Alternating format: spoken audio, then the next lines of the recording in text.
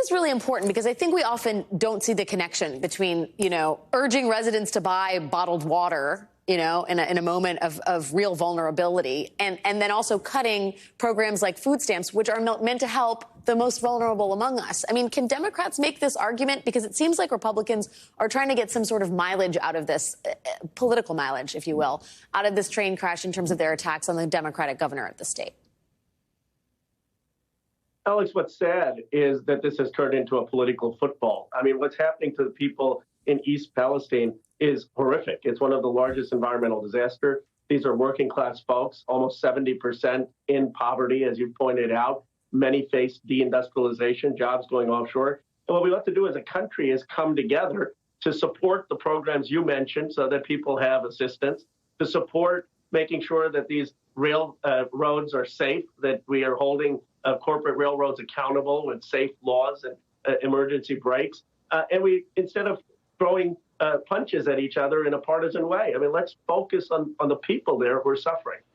It seems like the Republican Party, setting the train saga aside, understands that it has a problem when it comes to their stance on social safety net problems. I mean, writ large, there is a debate about how public the GOP can be with their intention to slash social safety net programs. You have Donald Trump out there saying it's, Rick Scott should not be talking about the slashing of Social Security and Medicare. We're not going to talk about the sunsetting of entitlement programs. It's a bad idea. Let's not do that. Bad news for Rick Scott of Florida. There will be no cuts. I mean, Trump seems to understand the reality of this. He knows the people of East Palestine. They voted for him. I think 71% of the residents there voted for Trump.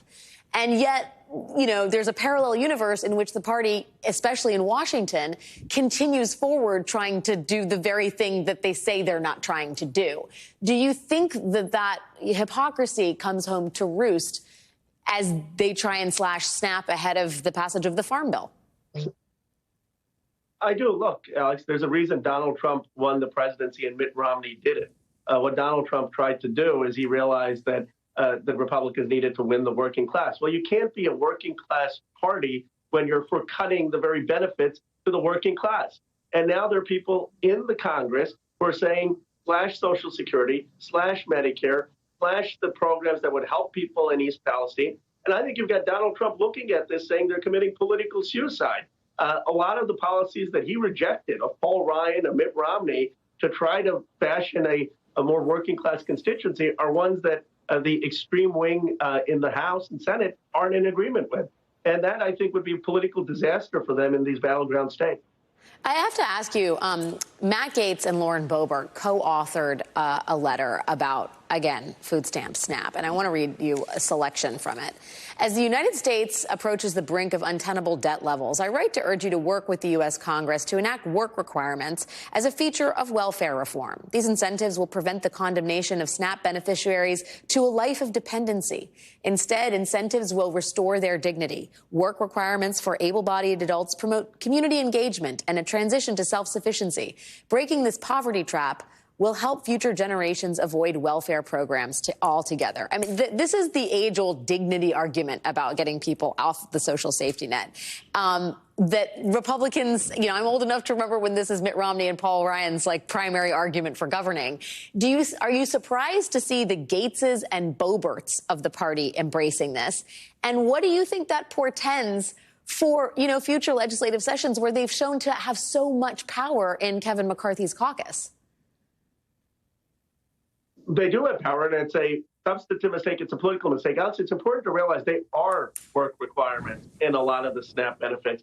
That was, like it or not, Bill Clinton's reforms to a lot of the welfare in the 1990s. Now, some of the liberals opposed them, but those work requirements are there. And this idea that you have people just getting SNAP benefits without having to do job training programs, without having to actually seek employment is just not true. This is a myth from Ronald Reagan's welfare queens that plays on the worst racial stereotypes, and it's factually false. And I don't think it's winning politics. The big divide in this country is, are you a party for the working class? Do you understand that many Americans can't afford to live in America? They can't afford childcare. They can't afford health care. They can't afford education. And are you going to help them, or are you going to be just for the elite? And the party that's for the working class, I think, is the party that will win.